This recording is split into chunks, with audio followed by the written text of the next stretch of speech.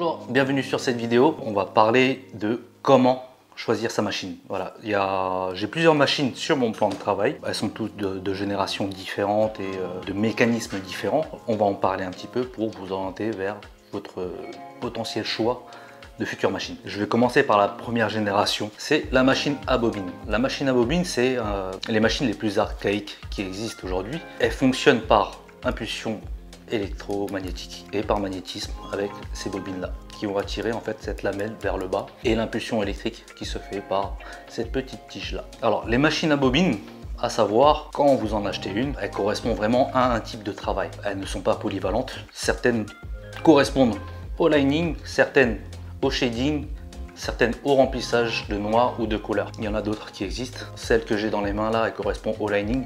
Je reconnais ça grâce à la lamelle qui est assez courte. Donc quand vous vous procurez une machine à bobine, lisez bien les paramètres. Regardez bien à quoi sert en fait la machine que vous achetez. Ces machines sont assez lourdes. J'ai une des plus légères qui existe. Elle fait juste 180 grammes ce bloc là. C'est assez lourd dans la main quand même. C'est bien pour être ferme. C'est vraiment la machine des tatoueurs à l'ancienne qui veulent travailler en souplesse tout autant en agressivité. Ces machines là, elles font beaucoup de bruit. On a l'impression qu'elles sont agressives pour la peau, mais elles sont très souples et elles ont une bonne marge d'erreur. Elles sont très souples sur la peau, sur l'entrée de l'aiguille. Tout ce qui est agressif et qui donne l'illusion d'être agressif, c'est le bruit de cette machine. C'est épuisant mentalement d'entendre le petit bah toute la journée. Voilà, quand vous voulez vous procurer une bobine, elle marche comme ça. Le petit point faible de ces machines, c'est qu'elles sont assez lourdes et qu'elles sont sujettes à vous créer des tendinites. Parce que l'utilisation régulière de ces machines nécessite quand même votre poignet. Il y a des risques de tendinite, moi-même j'en ai eu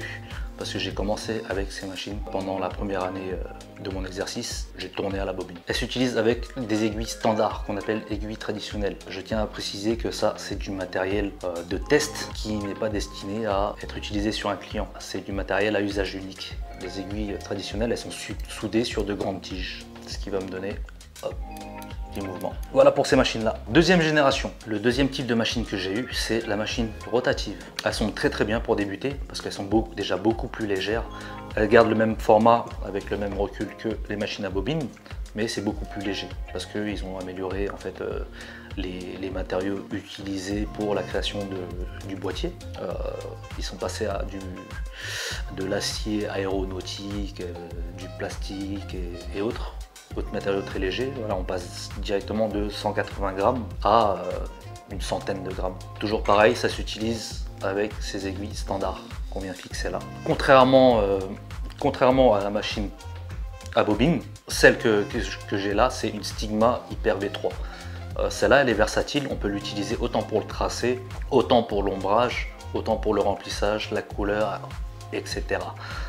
Il suffit juste de modifier en fait la dureté de votre frappe. Vous voyez là, en dévissant, ma tige devient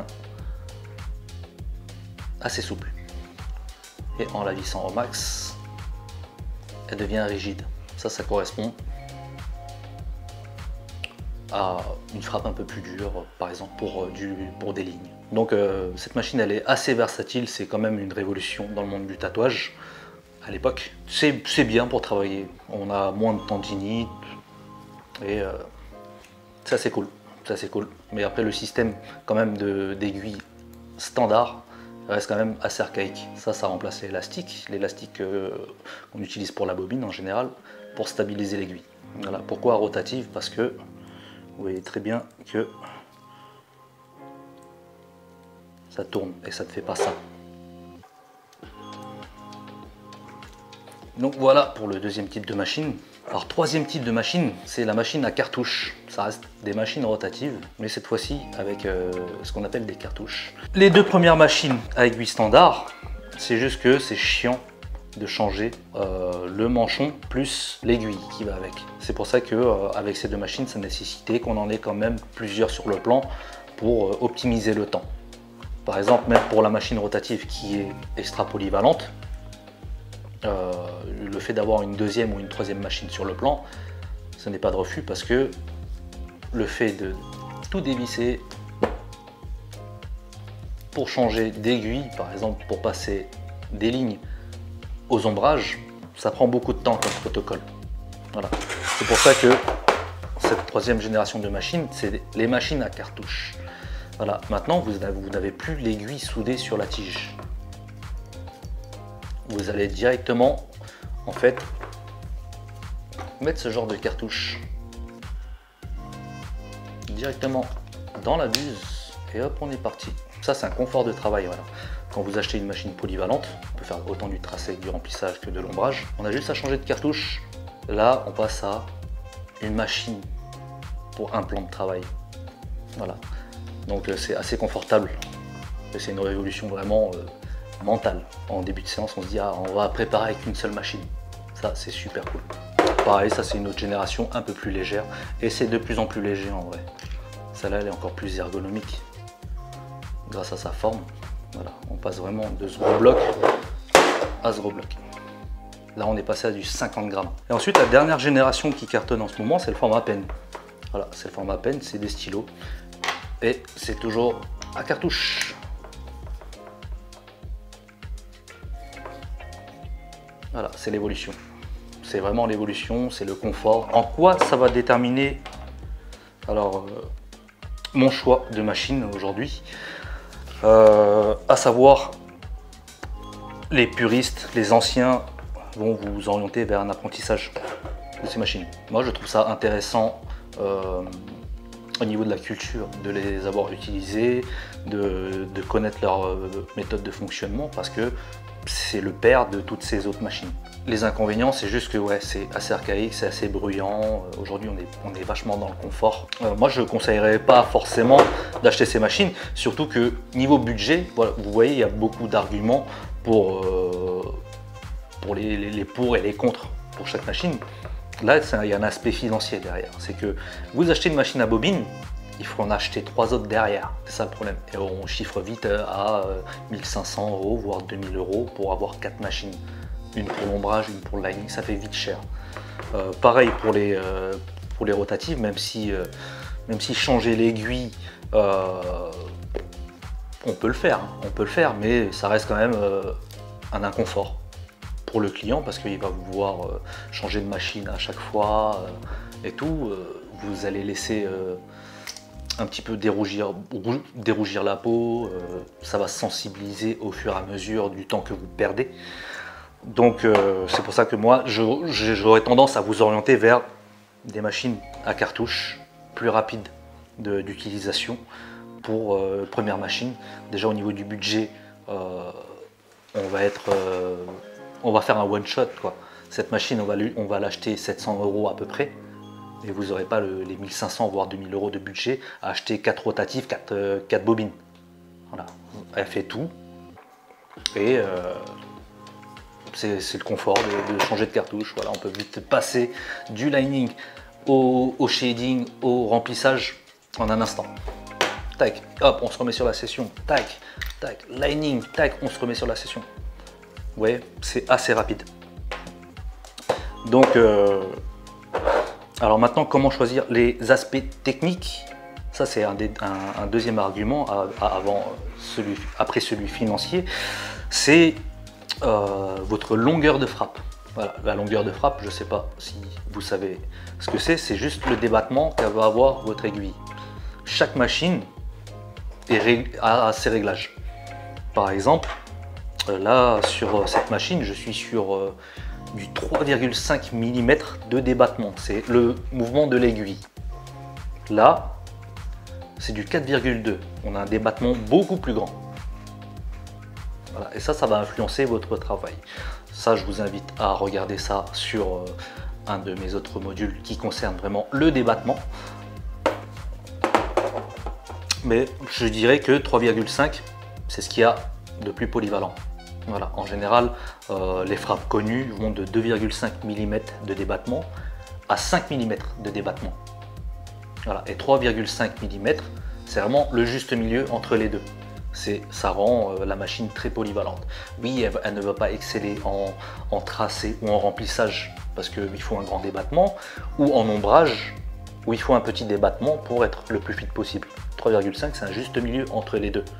Voilà, c'est pour ça que pour moi, quelqu'un qui a peu de budget, qui a un budget machine mais assez serré, pour éviter qu'il en achète 4, tout simplement de voir le format le plus ergonomique qu'il préfère et du 3,5. Comme ça, il pourra tout faire dès le début. Pour vous orienter sur un choix de machine, ces machines-là à aiguille traditionnelle correspondent vraiment à optimiser son travail, mais le problème c'est le budget. Il vous en faut plusieurs. Alors qu'avec une machine polyvalente du 3,5 mm de frappe, voilà, vous pouvez un petit peu tout faire. Le seul inconvénient dessus, c'est juste que voilà, vous serez juste un juste milieu pour chaque type de travail. Par exemple, je sais que la Bishop Phantom, on peut faire des petits tracés assez fins, voire du 3RL ou du 5RL. Au-delà, ça commence à être quand même dur. Pareil que pour la Magnum, de la 9 Magnum, de la 15 Magnum, ça passe. Juste au-dessus, ça commence à être assez faible. Voilà, c'est pour ça. La polyvalence de cette machine implique quand même que elle a ses faiblesses. Elle a ses faiblesses, donc tôt ou tard, vous viendrez à avoir plusieurs machines également pour optimiser chaque type de travail qu'on fait. Par exemple, pour du lining, vous allez certainement quand même acheter à l'avenir de la 4,2 pour le remplissage et pour la couleur. Et peut-être pour faire des plus grosses lignes, passer sur du 5, comme par exemple la Bishop Vandliner que j'ai là, qui est optimisé vraiment pour les grosses lignes, les très grosses lignes, les faisceaux qui dépassent facilement 11 RL. Voilà, ça va faciliter, parce que faire de la 11 RL avec du 3,5, c'est très corsé quand même. Là, je vous ai présenté en globalité les aspects techniques et spécifiques des machines. Alors, votre choix de machine à vous. Déjà, premièrement, il faut savoir, est-ce que vous voulez être généraliste ou spécialisé dans un domaine? Voilà, la spécialisation implique également le type de machine qui va avec. Par exemple, si vous faites beaucoup de lignes, des lignes épaisses et des lignes fines, je vais vous dire, si vous faites par exemple un style de gravure, prenez une 4,2. Prenez une 4,2 où vous allez pouvoir faire des bons remplissages noirs, faire des bonnes lignes, par exemple type 9 RL, 11 RL, ça suffit, et aussi des fines lignes, 3 RL pour les lignes d'intérieur. Ça vaut aussi pour par exemple l'ornemental, où il y a beaucoup de tracés, beaucoup de dots. Du 4,2 c'est très bien. Vous avez aussi des petits remplissages noirs et tout. Si vous voulez être un artiste polyvalent qui travaille de façon fine, prenez du 3,5, voilà, qui est très polyvalent. Si vous faites du réalisme et que vous n'avez pas le budget pour avoir 2 machines, voire 3 machines, prenez une 3,5. Voilà. Parce que là déjà vous n'avez pas de ligne à faire en réalisme. Pour faire du noir c'est très correct. Pour faire des aplats de gris clair, de gris un peu plus sombre, c'est très bien aussi. Voilà, déterminez vraiment votre style de travail que vous voulez faire. Après, si par exemple vous faites du lettrage et vous faites que de la grosse ligne et du remplissage noir, prenez du 5. C'est comme ça qu'on détermine un petit peu le choix de machine qu'on fait au début. Après, voilà. Donc, 3,5 polyvalence, ouais. 4,2, on va dire des bonnes lignes, du bon noir et de la couleur. Et du 5, ça c'est vraiment pour les grosses lignes. Voilà, si vous êtes un travailleur si vous bossez souvent à la 9RL et que vous faites des bons lettrages bien appuyés, etc. Si vous êtes expert en lettering, du 5 c'est pas mal. Vous allez voir, ça va optimiser votre façon de travailler. Donc le choix de machine appartient vraiment à votre style, à ce que vous avez vraiment en tête, si vous voulez vous spécialiser ou si vous voulez être polyvalent. Voilà, si vous voulez être polyvalent, 3,5. Alors merci d'avoir regardé cette vidéo, j'espère que ça vous a plu. Si vous voulez en voir plus, cliquez sur le lien en bas de cette vidéo, vous allez tomber sur 4 vidéos explicatives de mon parcours et comment j'ai fait pour vivre de ma passion. Merci à tous.